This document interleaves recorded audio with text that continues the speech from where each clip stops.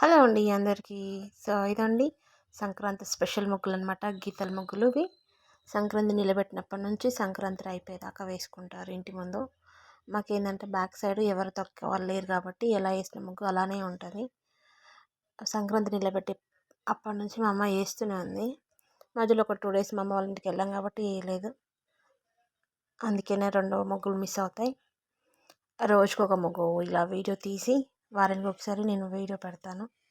చూడండి, చాలా అంటే చాలా బాగుంటుంది. కాకపోతే మీకు అన్నీ ఒక తీరే అనిపిస్తాయి. మీకు క్లారిటీగా చూస్తేనే అర్థమవుతుంది. ఇదండి, అదే మా పాత ఇంటికాడ వేస్తే మా బూస్టు అదేవి షేరీలు తొక్కుతుండే. ఇక్కడ ఏం తొక్కే వాళ్ళు ఎవరు లేరు. అందుకని అట్లనే ఉంటుంది తెల్లరి వరకు. వీటిని కర్ర ముగ్గులు, సంక్రాంతి ముగ్గులు అంటారు. ఊర్లలో బాగా వేస్తారు, మనకి ఇక్కడ తక్కువ. సిటీలో ఊర్లలో ఎవరింటి ముందు చూసినా ఇవే ముగ్గులు ఉంటాయి. ఇది న్యూ ఇయర్ ముగ్గు అనమాట. ఇది ఈరోజు ముగ్గు.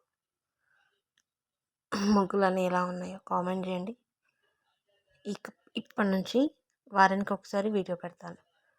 రోజు ముగ్గు సంక్రాంతి అయిపోయేదాకా మా అమ్మాయి ముగ్గులు ఎలా వేస్తుందో చెప్పండి. Thank you.